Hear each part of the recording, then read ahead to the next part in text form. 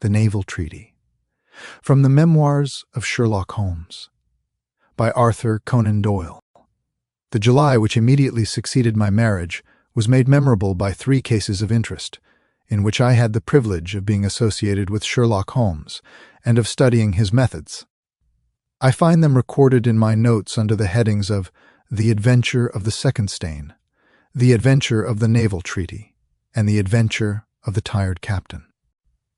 The first of these, however, deals with interest of such importance and implicates so many of the first families in the kingdom that for many years it will be impossible to make it public. No case, however, in which Holmes was engaged has ever illustrated the value of his analytical methods so clearly, or has impressed those who were associated with him so deeply. I still retain an almost verbatim report of the interview in which he demonstrated the true facts of the case to Monsieur Dubuque of the Paris police and Fritz von Waldbaum, the well-known specialist of Danzig, both of whom had wasted their energies upon what proved to be side issues. The new century will have come, however, before the story can be safely told. Meanwhile, I pass on to the second on my list, which promised also at one time to be of national importance, and was marked by several incidents which give it a quite unique character. During my school days, I had been intimately associated with a lad named Percy Phelps, who was of much the same age as myself, though he was 2 classes ahead of me. He was a very brilliant boy, and carried away every prize which the school had to offer, finished his exploits by winning a scholarship which sent him on to continue his triumphant career at Cambridge. He was, I remember, extremely well connected, and even when we were all little boys together, we knew that his mother's brother was Lord Holdhurst, the great conservative politician. This gaudy relationship did him little good at school. On the contrary, it seemed rather a piquant thing to us to chevy him about the playground and hit him over the shins with a wicket. But it was another thing when he came out into the world.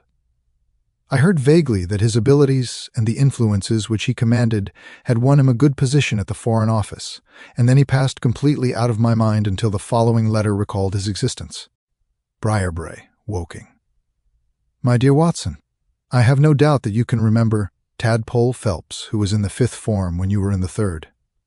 It is possible even that you may have heard that through my uncle's influence I obtained a good appointment at the Foreign Office, and that I was in a situation of trust and honor until a horrible misfortune came suddenly to blast my career. There is no use writing of the details of that dreadful event. In the event of your acceding to my request, it is probable that I shall have to narrate them to you. I have only just recovered from 9 weeks of brain fever, and am still exceedingly weak. Do you think that you could bring your friend Mr. Holmes down to see me? I should like to have his opinion of the case, though the authorities assure me that nothing more can be done. Do try to bring him down, and as soon as possible. Every minute seems an hour while I live in this state of horrible suspense. Assure him that if I have not asked his advice sooner, it was not because I did not appreciate his talents, but because I have been off my head ever since the blow fell.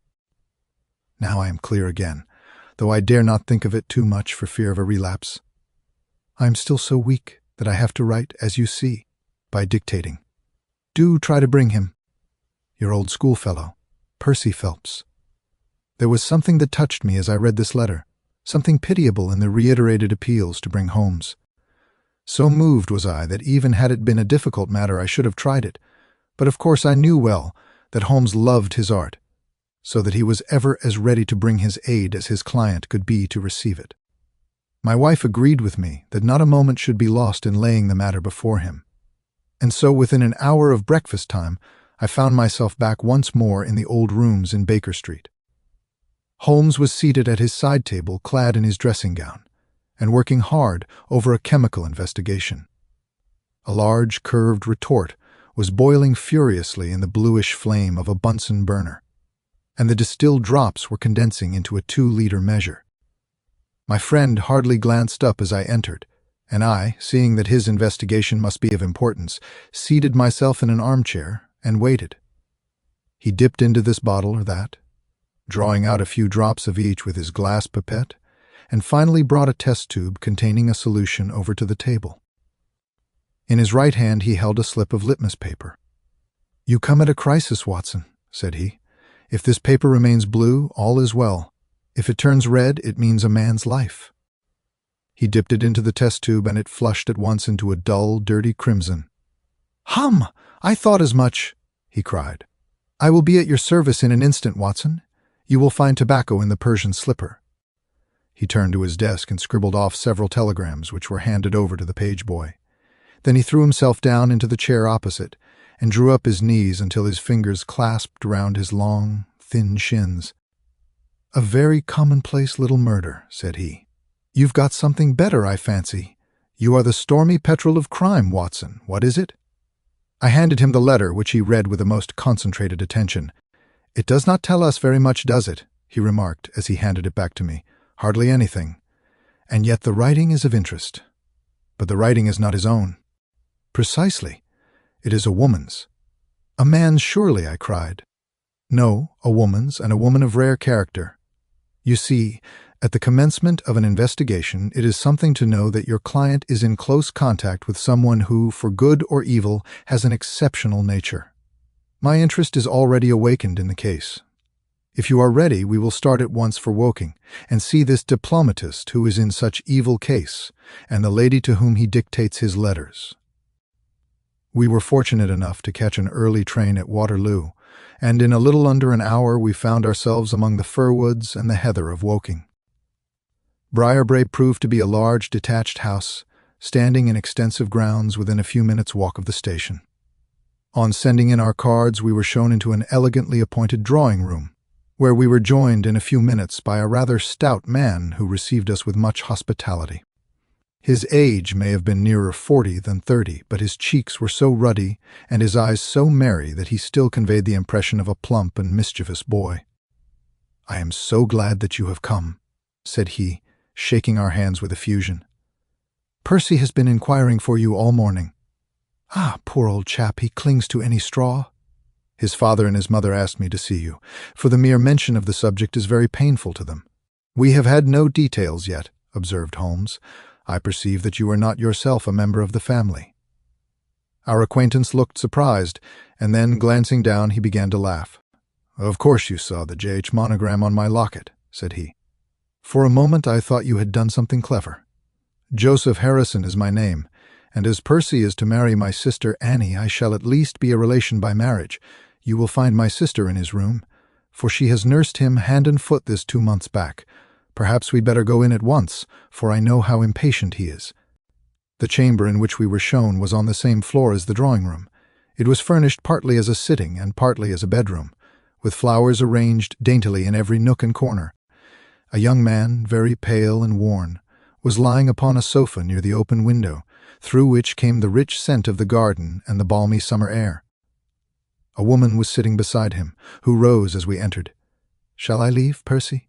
she asked. He clutched her hand to detain her. "How are you, Watson?" said he cordially. "I should never have known you under that moustache, and I dare say you would not be prepared to swear to me. This, I presume, is your celebrated friend, Mr. Sherlock Holmes." I introduced him in a few words, and we both sat down. The stout young man had left us, but his sister still remained with her hand in that of the invalid. She was a striking-looking woman, a little short and thick for symmetry, but with a beautiful olive complexion, large, dark, Italian eyes, and a wealth of deep black hair. Her rich tints made the white face of her companion the more worn and haggard by the contrast. "I won't waste your time," said he, raising himself upon the sofa. "I'll plunge into the matter without further preamble. I was a happy and successful man, Mr. Holmes, and on the eve of being married, when a sudden and dreadful misfortune wrecked all my prospects in life. I was, as Watson may have told you, in the Foreign Office, and through the influences of my uncle, Lord Holdhurst, I rose rapidly to a responsible position. When my uncle became Foreign Minister in this administration, he gave me several missions of trust, and as I always brought them to a successful conclusion, he came at last to have the utmost confidence in my ability and tact. Nearly 10 weeks ago, to be more accurate, on the 23rd of May, he called me into his private room, and after complimenting me on the good work which I had done, he informed me that he had a new commission of trust for me to execute. "This," said he, taking a grey roll of paper from his bureau, is the original of that secret treaty between England and Italy of which, I regret to say, some rumors have already got into the public press. It is of enormous importance that nothing further should leak out. The French or the Russian embassy would pay an immense sum to learn the contents of these papers. They should not leave my bureau were it not that it is absolutely necessary to have them copied. You have a desk in your office? Yes, sir. Then take the treaty and lock it up there. I shall give directions that you may remain behind when the others go, so that you may copy it at your leisure without fear of being overlooked. When you have finished, relock both the original and the draft in the desk, and hand them over to me personally tomorrow morning. I took the papers and— "Excuse me an instant," said Holmes. "Were you alone during this conversation?" "Absolutely. In a large room. 30 feet each way." "In the center?" "Yes, about it." "And speaking low?" "My uncle's voice is always remarkably low. I hardly spoke at all." "Thank you," said Holmes, shutting his eyes. "Pray go on." I did exactly what he indicated, and waited until the other clerks had departed. One of them in my room, Charles Goro, had some arrears of work to make up, so I left him there and went out to dine. When I returned, he was gone. I was anxious to hurry my work, for I knew that Joseph, the Mr. Harrison whom you saw just now, was in town, and that he would travel down to Woking by the 11 o'clock train, and I wanted, if possible, to catch it. When I came to examine the treaty, I saw at once that it was of such importance that my uncle had been guilty of no exaggeration in what he had said. Without going into details, I may say that it defined the position of Great Britain towards the Triple Alliance, and foreshadowed the policy which this country would pursue in the event of the French fleet gaining a complete ascendancy over that of Italy in the Mediterranean. The questions treated in it were purely naval. At the end were the signatures of the high dignitaries who had signed it. I glanced my eyes over it, and then settled down to my task of copying. It was a long document, written in the French language, and containing 26 separate articles. I copied as quickly as I could, but at 9 o'clock I had only done 9 articles, and it seemed hopeless for me to attempt to catch my train. I was feeling drowsy and stupid, partly from my dinner, and also from the effects of a long day's work. A cup of coffee would clear my brain. A commissionaire remains all night in a little lodge at the foot of the stairs, and is in the habit of making coffee at his spirit lamp for any of the officials who may be working overtime. I rang the bell, therefore, to summon him. To my surprise, it was a woman who answered the summons, a large, coarse-faced, elderly woman in an apron. She explained that she was the commissionnaire's wife, who did the chairing, and I gave her the order for the coffee. I wrote 2 more articles, and then, feeling more drowsy than ever, I rose and walked up and down the room to stretch my legs. My coffee had not yet come, and I wondered what the cause of the delay could be. Opening the door, I started down the corridor to find out. There was a straight passage, dimly lighted, which led from the room in which I had been working, and was the only exit from it. It ended in a curving staircase, with the commissionnaire's lodge in the passage at the bottom. Halfway down this staircase is a small landing, with another passage running into it at right angles. This second one leads by means of a second small stair to a side door, used by servants, and also as a short cut by clerks when coming from Charles Street. Here is a rough chart of the place. "Thank you. I think that I quite follow you," said Sherlock Holmes. "It is of the utmost importance that you should notice this point." I went down the stairs and into the hall, where I found the commissionaire fast asleep in his box, with the kettle boiling furiously upon the spirit lamp. I took off the kettle and blew out the lamp, for the water was spurting over the floor. Then I put out my hand and was about to shake the man, who was still sleeping soundly, when a bell over his head rang loudly, and he woke with a start. "Mr. Phelps, sir," said he, looking at me in bewilderment. "I came down to see if my coffee was ready." "I was boiling the kettle when I fell asleep, sir." He looked at me and then up at the still quivering bell with an ever-growing astonishment upon his face. "If you was here, sir, then who rang the bell?" he asked. "The bell," I cried. "What bell is it?" "It's the bell of the room you were working in." A cold hand seemed to close round my heart. Someone, then, was in that room where my precious treaty lay upon the table. I ran frantically up the stairs and along the passage. There was no one in the corridors, Mr. Holmes. There was no one in the room. All was exactly as I left it, save only that the papers which had been committed to my care had been taken from the desk on which they lay. The copy was there, and the original was gone. Holmes sat up in his chair and rubbed his hands. I could see that the problem was entirely to his heart. "Pray, what did you do then?" he murmured. I recognized in an instant that the thief must have come up the stairs from the side door. Of course I must have met him if he had come the other way. "You were satisfied that he could not have been concealed in the room all the time, or in the corridor, which you have just described as dimly lighted?" "It is absolutely impossible. A rat could not conceal himself either in the room or the corridor. There is no cover at all." "Thank you. Pray proceed." The commissionaire, seeing by my pale face that something was to be feared, had followed me upstairs. Now we both rushed along the corridor and down the steep steps which led to Charles Street. The door at the bottom was closed but unlocked. We flung it open and rushed out. I can distinctly remember that as we did so there came 3 chimes from a neighboring clock. It was 10:15. "That is of enormous importance," said Holmes, making a note upon his shirt cuff. The night was very dark, and a thin, warm rain was falling. There was no one in Charles Street, but a great traffic was going on as usual in Whitehall, at the extremity. We rushed along the pavement, bareheaded as we were, and at the far corner we found a policeman standing.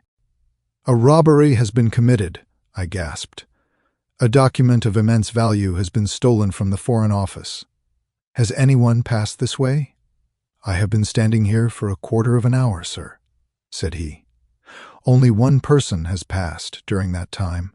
A woman, tall and elderly, with a paisley shawl." "Ah, that is only my wife," cried the commissionaire. "Has no one else passed?" "No one. Then it must be the other way that the thief took," cried the fellow, tugging at my sleeve. But I was not satisfied, and the attempts which he made to draw me away increased my suspicions. "Which way did the woman go?" I cried. "I don't know, sir.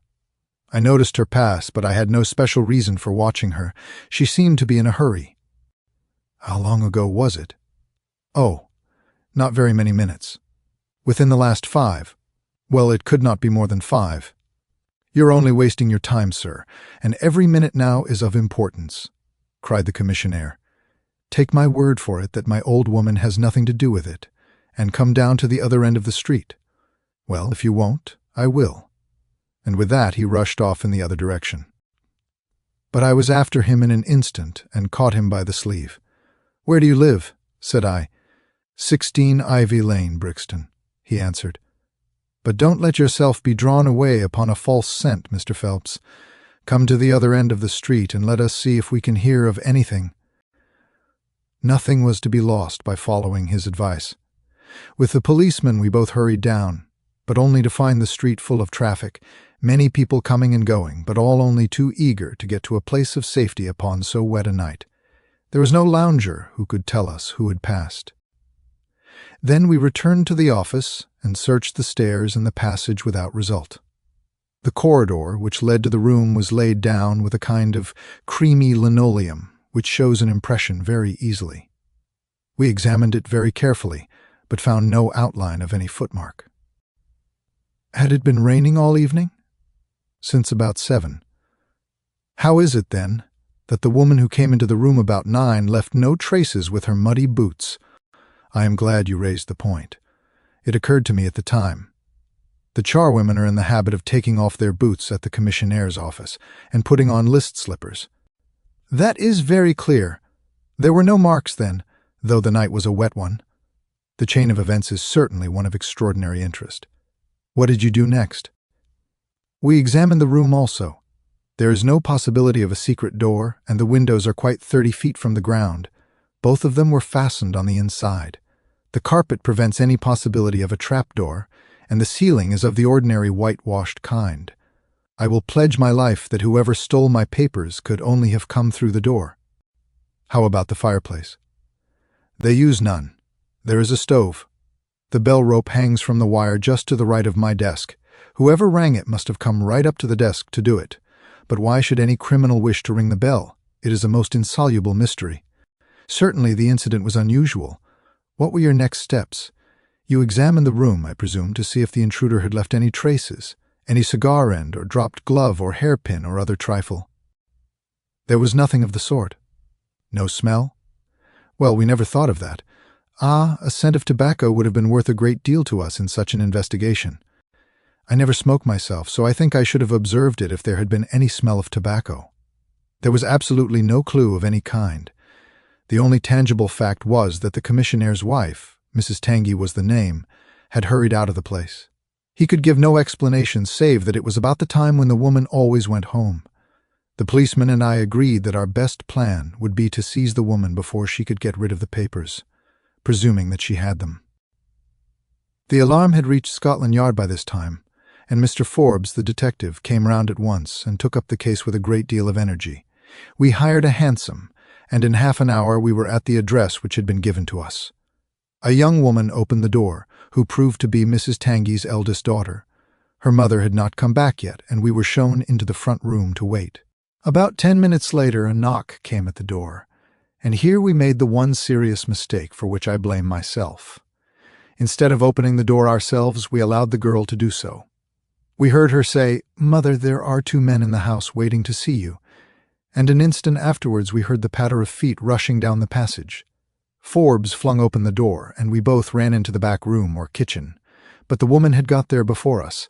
She stared at us with defiant eyes, and then, suddenly recognizing me, an expression of absolute astonishment came over her face. "Why, if it isn't Mr. Phelps of the office," she cried.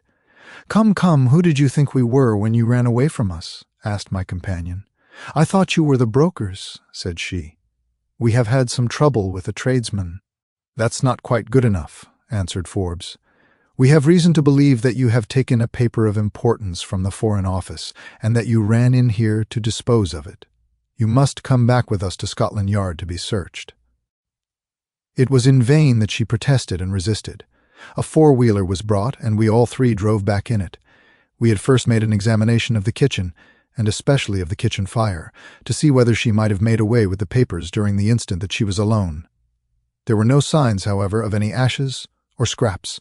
When we reached Scotland Yard, she was handed over at once to the female searcher. I waited in an agony of suspense until she came back with her report. There were no signs of the papers. Then for the first time the horror of my situation came in its full force. Hitherto I had been acting, and action had numbed thought. I had been so confident of regaining the treaty at once that I had not dared to think of what would be the consequence if I failed to do so. But now there was nothing more to be done, and I had leisure to realize my position. It was horrible. Watson there would tell you that I was a nervous, sensitive boy at school. It is my nature. I thought of my uncle and of his colleagues in the cabinet, of the shame which I had brought upon him, upon myself, upon everyone connected with me. What though I was the victim of an extraordinary accident? No allowance is made for accidents where diplomatic interests are at stake. I was ruined, shamefully, hopelessly ruined. I don't know what I did. I fancy I must have made a scene. I have a dim recollection of a group of officials who crowded round me, endeavoring to soothe me. One of them drove down with me to Waterloo and saw me into the Woking train.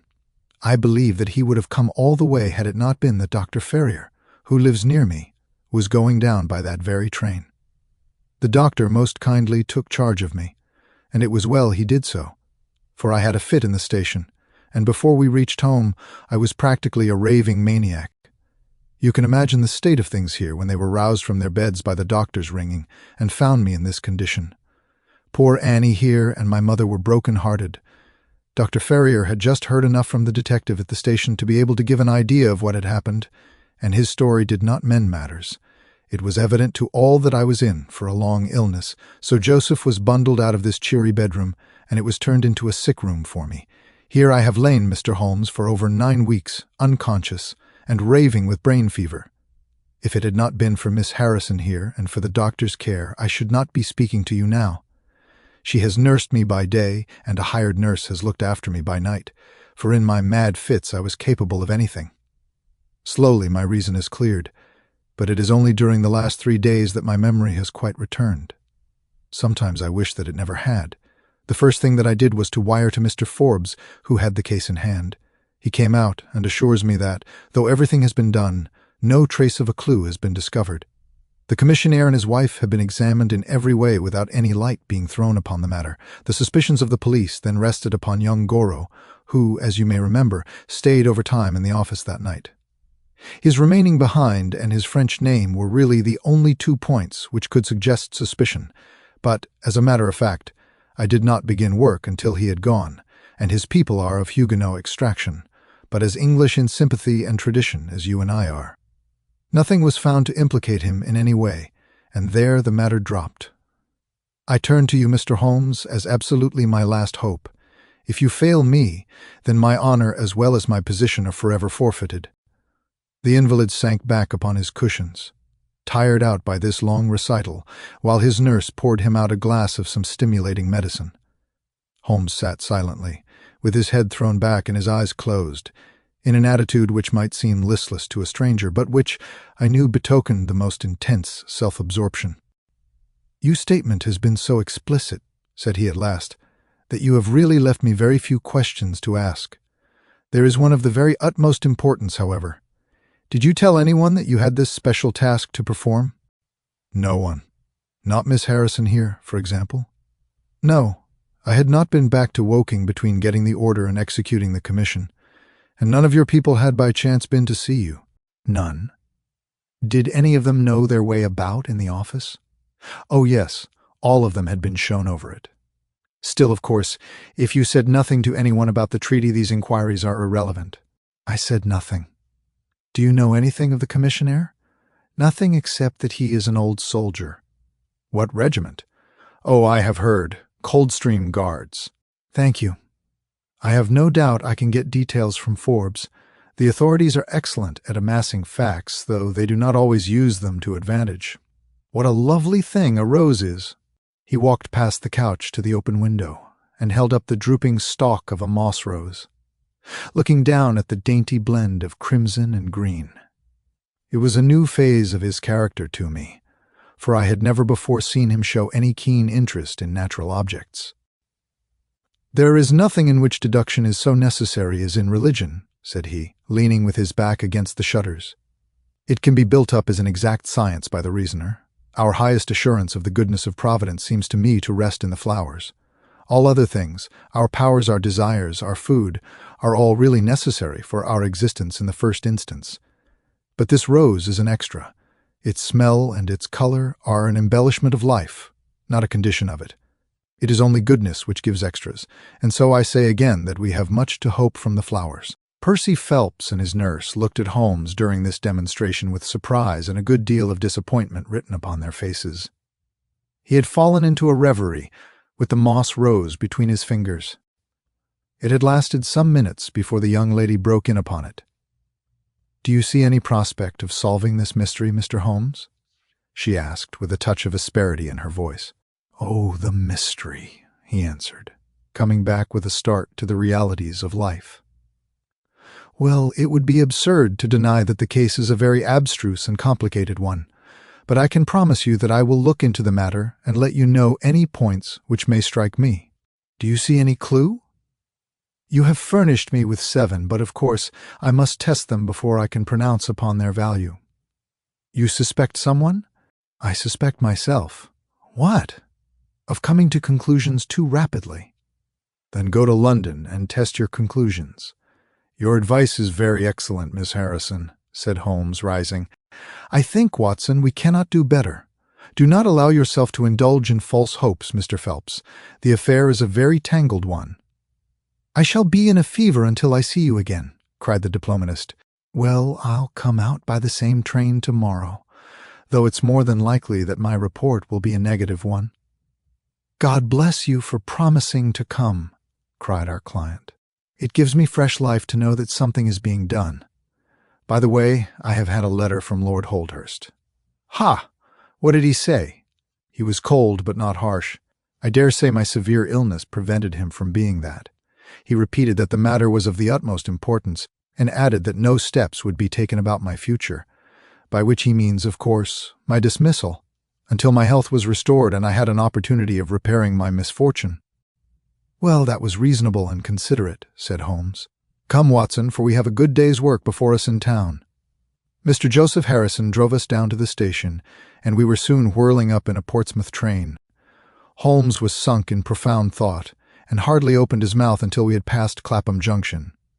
It's a very cheery thing to come into London by any of these lines which run high, and allow you to look down upon the houses like this. I thought he was joking, for the view was sordid enough, but he soon explained himself. Look at those big, isolated clumps of building rising up above the slates, like brick islands in a lead-colored sea. The board schools. Lighthouses, my boy. Beacons of the future. Capsules with hundreds of bright little seeds in each, out of which will spring the wise, better England of the future. I suppose that man Phelps does not drink? I should not think so. Nor should I, but we are bound to take every possibility into account. The poor devil has certainly got himself into very deep water, and it's a question whether we shall ever be able to get him ashore. What did you think of Miss Harrison? A girl of strong character. Yes, but she is a good sort, or I am mistaken. She and her brother are the only children of an iron master somewhere up Northumberland way. He got engaged to her when traveling last winter, and she came down to be introduced to his people, with her brother as escort. Then came the smash, and she stayed on to nurse her lover, while brother Joseph, finding himself pretty snug, stayed on too. I've been making a few independent inquiries, you see, but today must be a day of inquiries. My practice, I began. Oh, if you find your own cases more interesting than mine, said Holmes with some asperity. I was going to say that my practice could get along very well for a day or two, since it is the slackest time in the year. Excellent, said he, recovering his good humor. Then we'll look into this matter together. I think that we should begin by seeing Forbes. He can probably tell us all the details we want until we know from what side the case is to be approached. You said you had a clue? Well, we have several, but we can only test their value by further inquiry. The most difficult crime to track is the one which is purposeless. Now, this is not purposeless. Who is it who profits by it? There is the French ambassador, there is the Russian, there is whoever might sell it to either of these. And there is Lord Holdhurst. Lord Holdhurst. Well, it is just conceivable that a statesman might find himself in a position where he was not sorry to have such a document accidentally destroyed.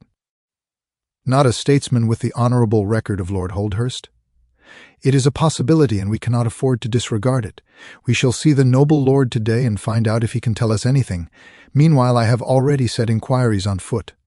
Already? Yes. I sent wires from Woking Station to every evening paper in London. This advertisement will appear in each of them. He handed over a sheet torn from a notebook.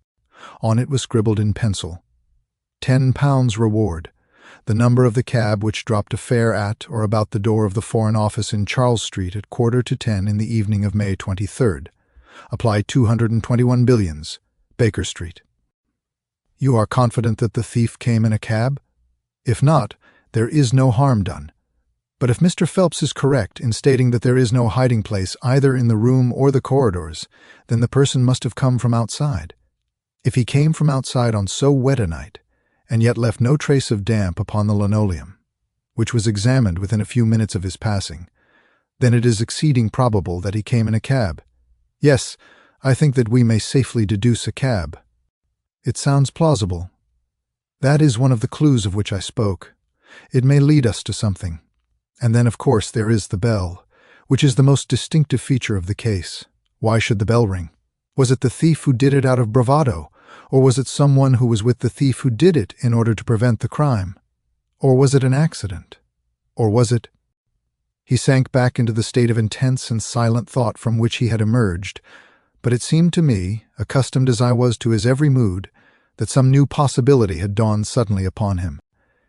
It was 3:20 when we reached our terminus, and after a hasty luncheon at the buffet we pushed on at once to Scotland Yard. Holmes had already wired to Forbes, and we found him waiting to receive us, a small, foxy man with a sharp, but by no means amiable expression. He was decidedly frigid in his manner to us, especially when he heard the errand upon which we had come. "I've heard of your methods before now, Mr. Holmes," said he, tartly. "You are ready enough to use all the information that the police can lay at your disposal, and then you try to finish the case yourself and bring discredit on them." "On the contrary," said Holmes, "out of my last 53 cases, my name has only appeared in 4. and the police have had all the credit in 49. I don't blame you for not knowing this, for you are young and inexperienced, but if you wish to get on in your new duties, you will work with me and not against me." "I'd be very glad of a hint or two," said the detective, changing his manner. "I've certainly had no credit from the case so far." "What steps have you taken?" "Tanguy, the commissionaire, has been shadowed. He left the guards with a good character, and we can find nothing against him. His wife is a bad lot, though. I fancy she knows more about this than appears." "Have you shadowed her?" "We have set one of our women on to her. Mrs. Tanguy drinks, and our woman has been with her twice when she was well on, but she could get nothing out of her." "I understand that they have had brokers in the house." "Yes, but they were paid off." "Where did the money come from?" "That was all right. His pension was due. They have not shown any sign of being in funds."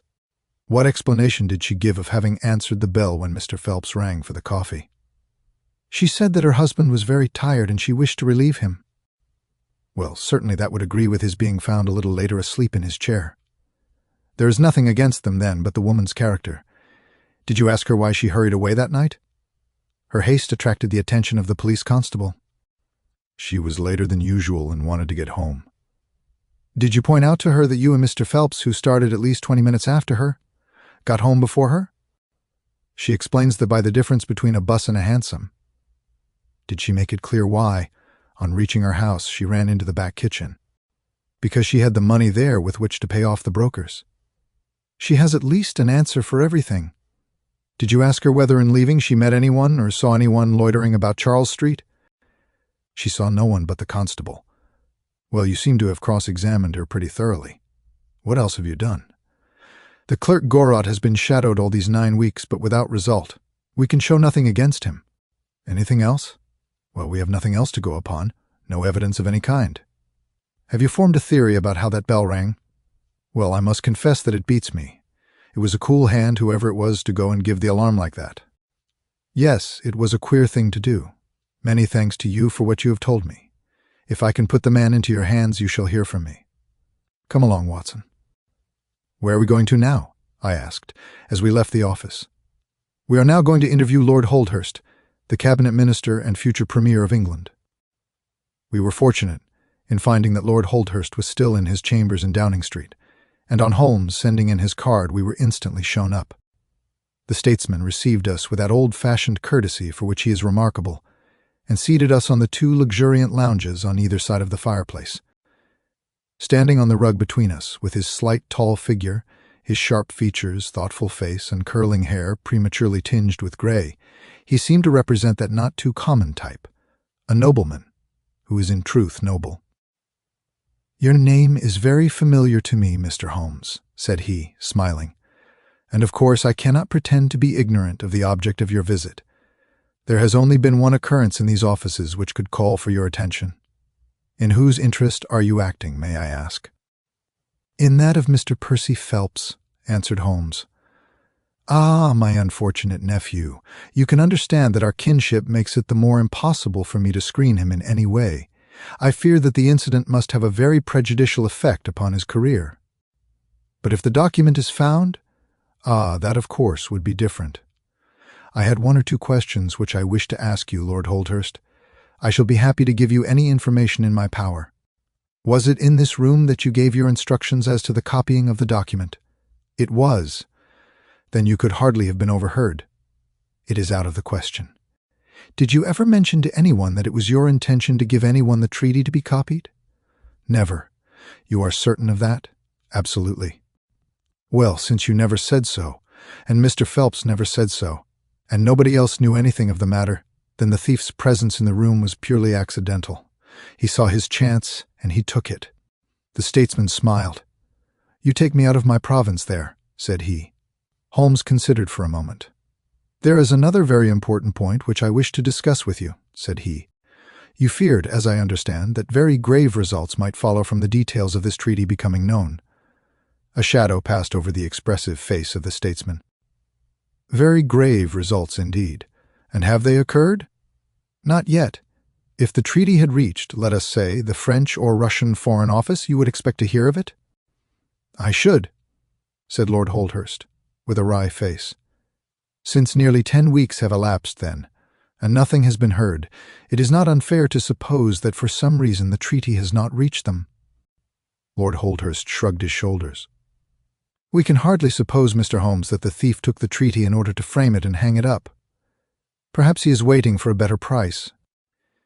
If he waits a little longer, he will get no price at all. The treaty will cease to be secret in a few months." "That is most important," said Holmes. "Of course, it is a possible supposition that the thief has had a sudden illness." "An attack of brain fever, for example?" asked the statesman, flashing a swift glance at him. "I did not say so," said Holmes, imperturbably. "And now, Lord Holdhurst, we have already taken up too much of your valuable time, and we shall wish you good day." "Every success to your investigation, be the criminal who it may," answered the nobleman, as he bowed us out the door. "He's a fine fellow," said Holmes, as we came out into Whitehall. "But he has a struggle to keep up his position. He is far from rich and has many calls. You noticed, of course, that his boots had been resoled. Now, Watson, I won't detain you from your legitimate work any longer. I shall do nothing more today, unless I have an answer to my cab advertisement. But I should be extremely obliged to you if you would come down with me to Woking tomorrow, by the same train which we took yesterday." I met him accordingly next morning, and we travelled down to Woking together. He had had no answer to his advertisement, he said, and no fresh light had been thrown upon the case. He had, when he so willed it, the utter immobility of countenance of a Red Indian, and I could not gather from his appearance whether he was satisfied or not with the position of the case. His conversation, I remember, was about the Bertillon system of measurements, and he expressed his enthusiastic admiration of the French savant. We found our client still under the charge of his devoted nurse, but looking considerably better than before. He rose from the sofa and greeted us without difficulty when we entered. "Any news?" he asked eagerly. "My report, as I expected, is a negative one," said Holmes. "I have seen Forbes, and I have seen your uncle, and I have set 1 or 2 trains of inquiry upon foot which may lead to something." "You have not lost heart, then?" "By no means." "God bless you for saying that," cried Miss Harrison. "If we keep our courage and our patience, the truth must come out." "We have more to tell you than you have for us," said Phelps, reseating himself upon the couch. "I hoped you might have something." "Yes, we have had an adventure during the night, and one which might have proved to be a serious one." His expression grew very grave as he spoke, and a look of something akin to fear sprang up in his eyes. "Do you know," said he, "that I begin to believe that I am the unconscious center of some monstrous conspiracy, and that my life is aimed at as well as my honor." "Ah," cried Holmes. "It sounds incredible, for I have not, as far as I know, an enemy in the world, yet from last night's experience I can come to no other conclusion. Pray let me hear it." "You must know that last night was the very first night that I have ever slept without a nurse in the room. I was so much better that I thought I could dispense with one. I had a night-light burning, however. Well, about 2 in the morning I had sunk into a light sleep when I was suddenly aroused by a slight noise. It was like the sound which a mouse makes when it is gnawing a plank, and I lay listening to it for some time under the impression that it must come from that cause. Then it grew louder, and suddenly there came from the window a sharp metallic snick. I sat up in amazement. There could be no doubt what the sounds were now. The first ones had been caused by someone forcing an instrument through the slit between the sashes, and the second by the catch being pressed back. There was a pause, then, for about 10 minutes, as if the person were waiting to see whether the noise had awakened me. Then I heard a gentle creaking as the window was very slowly opened. I could stand it no longer, for my nerves are not what they used to be. I sprang out of bed and flung open the shutters. A man was crouching at the window. I could see little of him, for he was gone like a flash. He was wrapped in some sort of cloak which came across the lower part of his face. One thing only I am sure of, and that is that he had some weapon in his hand. It looked to me like a long knife. I distinctly saw the gleam of it as he turned to run. "This is most interesting," said Holmes. "Pray, what did you do then?" "I should have followed him through the open window if I had been stronger. As it was, I rang the bell and roused the house. It took me some little time, for the bell rings in the kitchen, and the servants all sleep upstairs. I shouted, however, and that brought Joseph down, and he roused the others. Joseph and the groom found marks on the bed outside the window, but the weather has been so dry lately that they found it hopeless to follow the trail across the grass. There's a place, however, on the wooden fence which skirts the road which shows signs, they tell me, as if someone had got over and had snapped the top of the rail in doing so.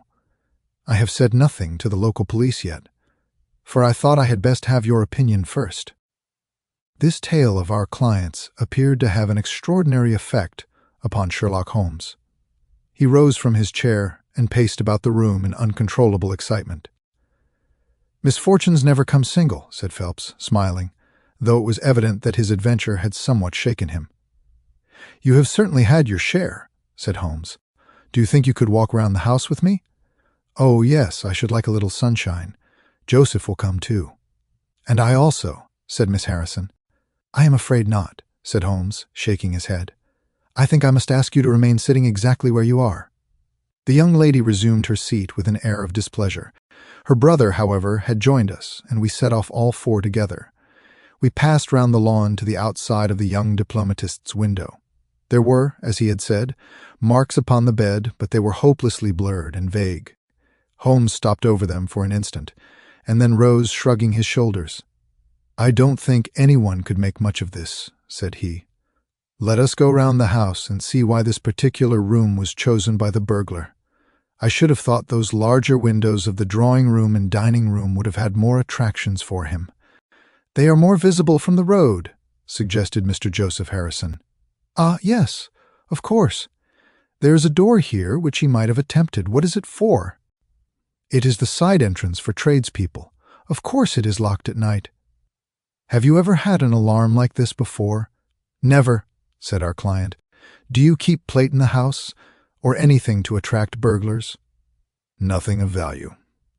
Holmes strolled round the house with his hands in his pockets and a negligent air which was unusual with him.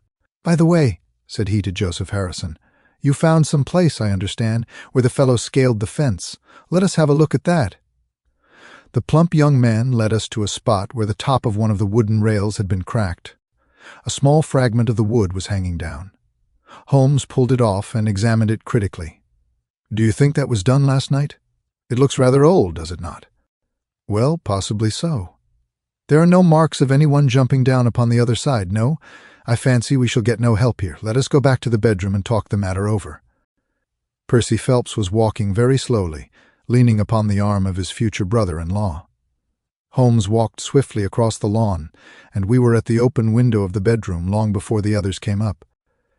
"Miss Harrison," said Holmes, speaking with the utmost intensity of manner, "you must stay where you are all day.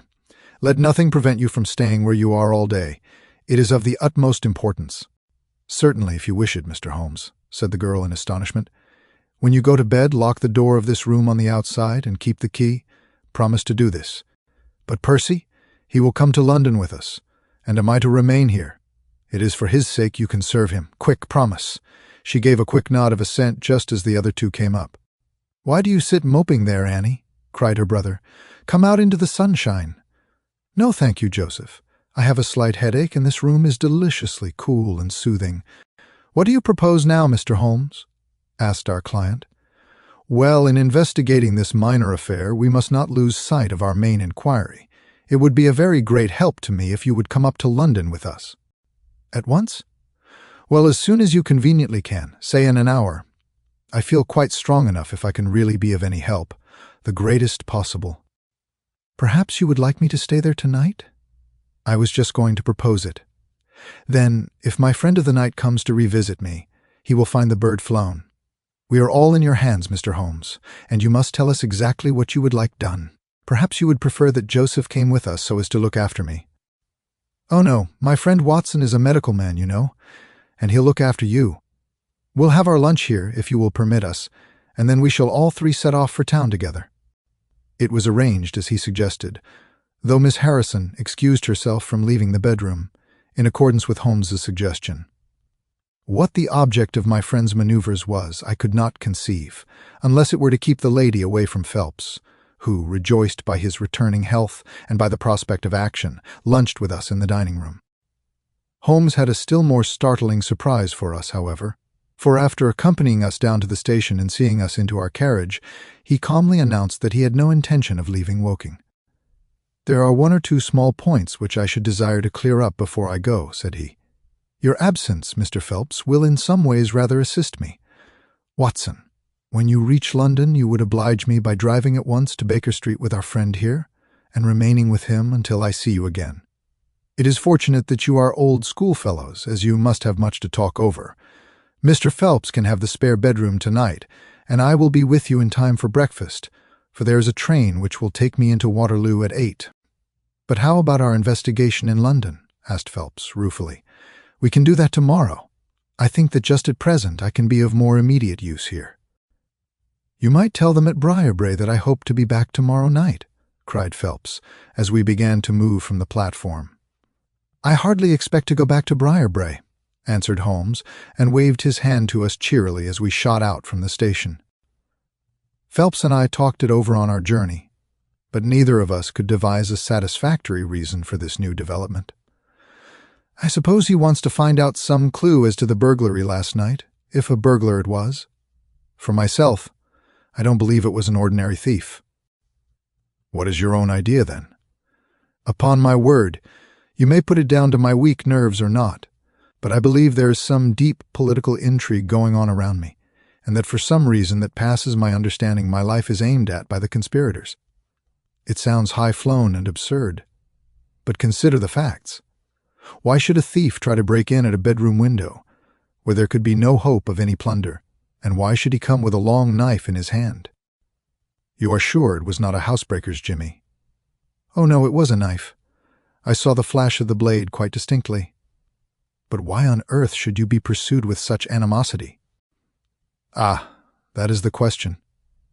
Well, if Holmes takes the same view, that would account for his action, would it not? Presuming that your theory is correct, if he can lay his hands upon the man who threatened you last night, he will have gone a long way towards finding who took the Naval Treaty. It is absurd to suppose that you have two enemies, one of whom robs you, while the other threatens your life." "But Holmes said that he was not going to Briarbrae." "I have known him for some time," said I, "but I never knew him do anything yet without a very good reason." And with that our conversation drifted off onto other topics. But it was a weary day for me. Phelps was still weak after his long illness, and his misfortune made him querulous and nervous. In vain, I endeavored to interest him in Afghanistan, in India, in social questions, in anything which might take his mind out of the groove. He would always come back to his lost treaty, wondering, guessing, speculating as to what Holmes was doing, what steps Lord Holdhurst was taking, what news we should have in the morning. As the evening wore on, his excitement became quite painful. "You have implicit faith in Holmes?" he asked. "I have seen him do some remarkable things. But he never brought light into anything quite so dark as this?" "Oh yes, I have known him solve questions which presented fewer clues than yours." "But not where such large interests are at stake?" "I don't know that. To my certain knowledge, he has acted on behalf of 3 of the reigning houses of Europe in very vital matters." "But you know him well, Watson. He is such an inscrutable fellow that I never quite know what to make of him. Do you think he is hopeful? Do you think he expects to make a success of it?" "He has said nothing. That is a bad sign. On the contrary, I have noticed that when he is off the trail he generally says so. It is when he is on a scent, and is not quite absolutely sure yet that it is the right one, that he is most taciturn. Now, my dear fellow, we can't help matters by making ourselves nervous about them, so let me implore you to go to bed, and so be fresh for whatever may await us tomorrow." I was able at last to persuade my companion to take my advice, though I knew from his excited manner that there was not much hope of sleep for him. Indeed, his mood was infectious, for I lay tossing half the night myself, brooding over this strange problem, and inventing 100 theories, each of which was more impossible than the last. Why had Holmes remained at Woking? Why had he asked Miss Harrison to remain in the sick-room all day? Why had he been so careful not to inform the people at Briarbrae that he intended to remain near them? I cudgelled my brains until I fell asleep in the endeavour to find some explanation which would cover all these facts. It was 7 o'clock when I awoke, and I set off at once for Phelps's room, to find him haggard and spent after a sleepless night. His first question was whether Holmes had arrived yet.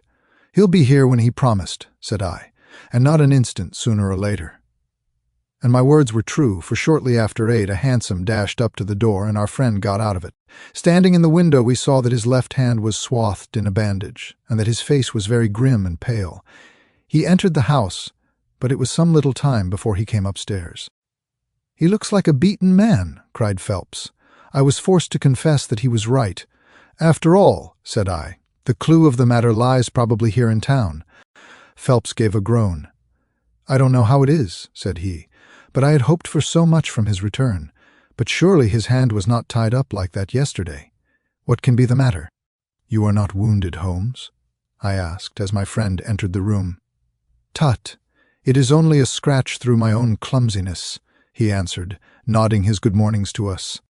"This case of yours, Mr. Phelps, is certainly one of the darkest which I have ever investigated. I feared that you would find it beyond you. It has been a most remarkable experience." "That bandage tells of adventures," said I. "Won't you tell us what has happened?" "After breakfast, my dear Watson. Remember that I have breathed 30 miles of Surrey air this morning. I suppose that there has been no answer from my cabman advertisement.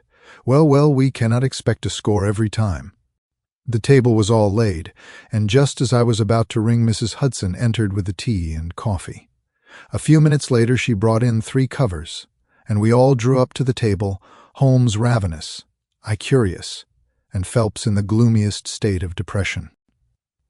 "Mrs. Hudson has risen to the occasion," said Holmes, uncovering a dish of curried chicken. "Her cuisine is a little limited, but she has as good an idea of breakfast as a Scotchwoman. What have you here, Watson?" "Ham and eggs," I answered. "Good. What are you going to take, Mr. Phelps? Curried fowl or eggs, or will you help yourself?" "Thank you. I can eat nothing," said Phelps. "Oh, come, try the dish before you." "Thank you, I would really rather not." "Well then," said Holmes with a mischievous twinkle, "I suppose that you have no objection to helping me?" Phelps raised the cover, and as he did so he uttered a scream, and sat there staring with a face as white as the plate upon which he looked.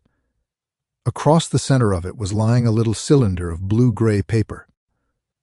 He caught it up, devoured it with his eyes, and then danced madly about the room, pressing it to his bosom and shrieking out in his delight. Then he fell back into an armchair so limp and exhausted with his own emotions that we had to pour brandy down his throat to keep him from fainting. "There, there," said Holmes, soothing, patting him upon the shoulder. "It was too bad to spring it on you like this, but Watson here will tell you that I never can resist a touch of the dramatic." Phelps seized his hand and kissed it. "God bless you," he cried. "You have saved my honor." "Well, my own was at stake, you know," said Holmes. "I assure you it is just as hateful to me to fail in a case as it can be to you to blunder over a commission." Phelps thrust away the precious document into the innermost pocket of his coat. "I have not the heart to interrupt your breakfast any further, and yet I am dying to know how you got it and where it was." Sherlock Holmes swallowed a cup of coffee and turned his attention to the ham and eggs. Then he rose, lit his pipe, and settled himself down into his chair. "I'll tell you what I did first, and how I came to do it afterwards," said he. "After leaving you at the station, I went for a charming walk through some admirable Surrey scenery to a pretty little village called Ripley, where I had my tea at an inn, and took the precaution of filling my flask and of putting a paper of sandwiches in my pocket.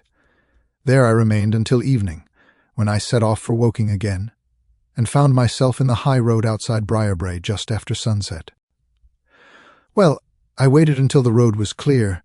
It is never a very frequented one at any time, I fancy, and then I clambered over the fence into the grounds." "Surely the gate was open," ejaculated Phelps.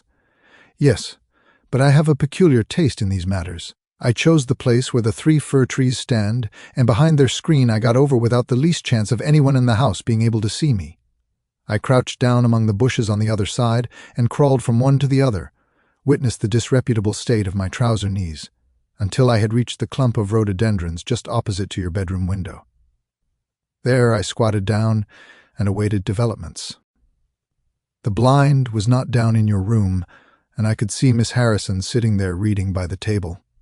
It was 10:15 when she closed her book, fastened the shutters, and retired. I heard her shut the door and felt quite sure that she had turned the key in the lock. "The key!" ejaculated Phelps. "Yes. I had given Miss Harrison instructions to lock the door on the outside and take the key with her when she went to bed. She carried out every one of my injunctions to the letter, and certainly without her cooperation you would not have that paper in your coat pocket. She departed then, and the lights went out, and I was left squatting in the rhododendron bush." The night was fine, but still it was a very weary vigil. Of course it has the sort of excitement about it that the sportsman feels when he lies beside the watercourse and waits for the big game. It was very long, though, almost as long, Watson, as when you and I waited in that deadly room when we looked into the little problem of the speckled band. There was a church clock down at Woking which struck the quarters, and I thought more than once that it had stopped. At last, however, about 2 in the morning, I suddenly heard the gentle sound of a bolt being pushed back and the creaking of a key. A moment later the servant's door was opened, and Mr. Joseph Harrison stepped out into the moonlight. "Joseph!" ejaculated Phelps. He was bareheaded, but he had a black coat thrown over his shoulder so that he could conceal his face in an instant if there were any alarm. He walked on tiptoe under the shadow of the wall, and when he reached the window, he worked a long-bladed knife through the sash and pushed back the catch. Then he flung open the window, and putting his knife through the crack in the shutters, he thrust the bar up and swung them open. From where I lay I had a perfect view of the inside of the room and of every one of his movements. He lit the 2 candles which stood upon the mantelpiece, and then he proceeded to turn back the corner of the carpet in the neighborhood of the door. Presently he stopped and picked out a square piece of board, such as is usually left to enable plumbers to get at the joints of the gas pipes. This one covered, as a matter of fact, the T-joint which gives off the pipe which supplies the kitchen underneath. Out of this hiding place he drew that little cylinder of paper, pushed down the board, rearranged the carpet, blew out the candles, and walked straight into my arms as I stood waiting for him outside the window. Well, he has rather more viciousness than I gave him credit for, has Master Joseph. He flew at me with his knife, and I had to grasp him twice, and got a cut over the knuckles before I had the upper hand of him. He looked murder out of the only eye he could see with when we had finished, but he listened to reason and gave up the papers. Having got them, I let my man go, but I wired full particulars to Forbes this morning. If he is quick enough to catch his bird, well and good. But if, as I shrewdly suspect, he finds the nest empty before he gets there, why, all the better for the government. I fancy that Lord Holdhurst for one, and Mr. Percy Phelps for another, would very much rather that the affair never got as far as a police court. "My God!" gasped our client. "Do you tell me that during these long 10 weeks of agony the stolen papers were within the very room with me all the time?" So it was. "And Joseph a villain and a thief. Hum! I am afraid Joseph's character is a rather deeper and more dangerous one than one might judge from his appearance. From what I have heard from him this morning, I gather that he has lost heavily in dabbling with stocks, and that he is ready to do anything on earth to better his fortunes. Being an absolutely selfish man, when a chance presented itself he did not allow either his sister's happiness or your reputation to hold his hand." Percy Phelps sank back in his chair. "My head whirls," said he. "Your words have dazed me." "The principal difficulty in your case," remarked Holmes, in his didactic fashion, "lay in the fact of there being too much evidence. What was vital was overlaid and hidden by what was irrelevant. Of all the facts which were presented to us, we had to pick just those which we deemed to be essential, and then piece them together in their order, so as to reconstruct this very remarkable chain of events.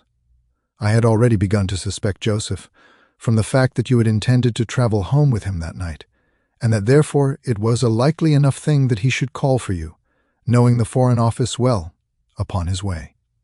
When I heard that someone had been so anxious to get into the bedroom, in which no one but Joseph could have concealed anything, you told us in your narrative how you had turned Joseph out when you arrived with the doctor.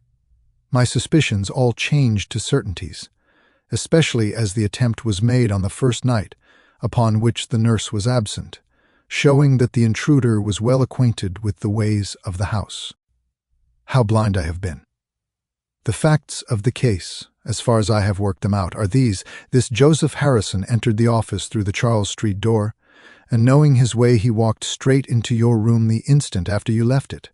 Finding no one there, he promptly rang the bell, and at the instant that he did so, his eyes caught the paper upon the table. A glance showed him that chance had put in his way a state document of immense value, and in an instant he had thrust it into his pocket and was gone. A few minutes elapsed, as you remember, before the sleepy commissionaire drew your attention to the bell, and those were just enough to give the thief time to make his escape. He made his way to Woking by the first train, and having examined his booty and assured himself that it really was of immense value, he had concealed it in what he thought was a very safe place, with the intention of taking it out again in a day or two, and carrying it to the French embassy, or wherever he thought that a long price was to be had. Then came your sudden return. He, without a moment's warning, was bundled out of his room, and from that time onward there were always at least two of you there to prevent him from regaining his treasure.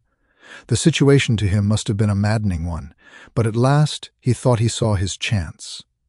He tried to steal in, but was baffled by your wakefulness. You remember that you did not take your usual draught that night. I remember. I fancy that he had taken steps to make that draught efficacious, and that he quite relied upon your being unconscious.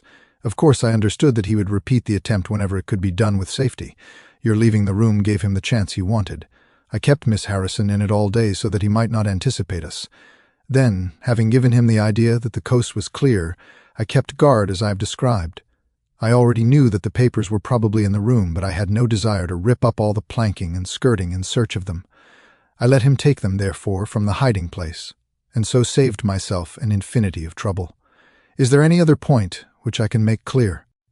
Why did he try the window on the first occasion, I asked, when he might have entered by the door? In reaching the door he would have to pass 7 bedrooms. On the other hand, he could get out onto the lawn with ease. Anything else? You do not think, asked Phelps, that he had any murderous intention? The knife was only meant as a tool. It may be so, answered Holmes, shrugging his shoulders. I can only say for certain that Mr. Joseph Harrison is a gentleman to whose mercy I should be extremely unwilling to trust.